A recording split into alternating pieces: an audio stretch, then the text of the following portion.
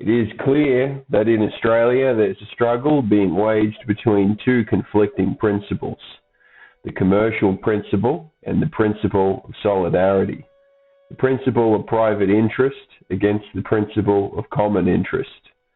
The strife of the adherents of these rival principles is the staple of our newspaper controversies, our parliamentary debates, our economic and social discussions.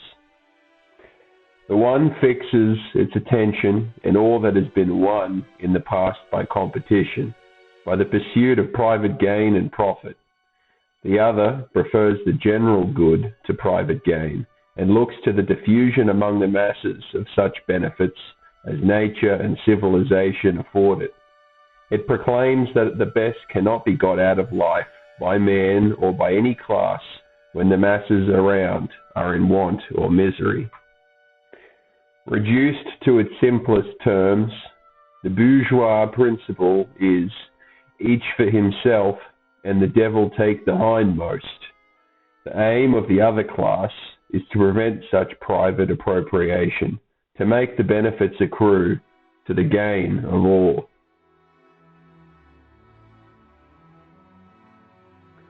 Employers all aim at securing a monopoly, and though they speak in favor of non-interference with a competitive system, in action they soon destroy competition and abolish the alleged law of supply and demand.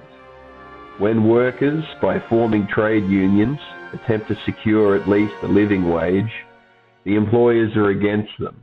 They argue against any restriction and want the iron law of wages to operate. That law is that wages fall to the lowest rate that will maintain a sufficient supply of labour. In other words, such rate as the most needy individual workman will accept. In unrestricted competition, there is no standard, and wages are fixed by the most greedy and unscrupulous employers, and the meanest and the poorest of the workers. The standard is set by the need of workers and the greed of employers. Australia was a pioneer in industrial relations law. Other countries in Europe and the Americas were constantly in a constant bitter struggle between employers and workers. Strikes, strike breaking, union smashing and lockouts had caused unmeasurable harm to the welfare of the nation in terms of the stability of workers' wages and employment, and also industrial output and the capacity for investment. Since 1906, Australian law has enforced a system of compulsory arbitration between employers and employees as to ensure equitable outcomes for workers and the diffusal of the industrial harm caused by strikes. This was pioneered by the great Henry Higgins, and on the subject he wrote, "The new province is that of the relations between employers and employees. The process of conciliation with arbitration in the background is substituted for the rude and barbarous processes of strike and lockout. Reason is to displace force. The might of the state is to enforce peace between industrial combatants, as well as between other combatants, and all in the interest of the public."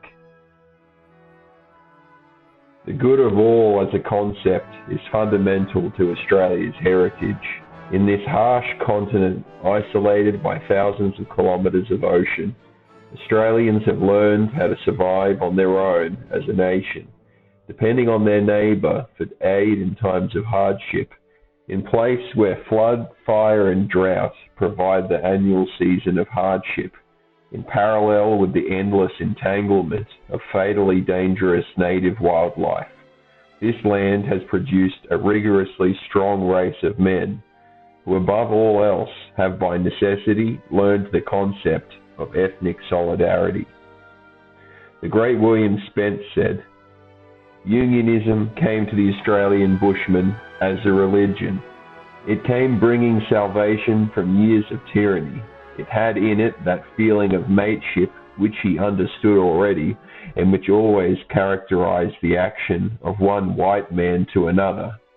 Unionism extended the idea, so a man's character was gauged by whether he stood true to union rules or scabbed it on his fellows. The man who never went back on the Union is honored today as no other is honored or respected. The man who fell once may be forgiven, but he is not fully trusted. The lowest term of reproach is to call a man a scab. Unionists have starved rather than accept work under other conditions. Hundreds of men have worn their boots and clothes to tatters seeking work upon union terms and not finding it, have gone without work for a year, remaining penniless but independent and proud that they had not degraded themselves. It was such men who made the Union a success and enabled it to hold its own against well-organized capitalism, aided by friendly governments. Men imbued with such a spirit put the cause above personal self-interest. They needed no prompting, no exciting by fiery orators, but stood loyal to principle, no matter what the consequences might be. Rough and unpolished many of them may be, but manly, true, and white, all of them, and the movement owes them much.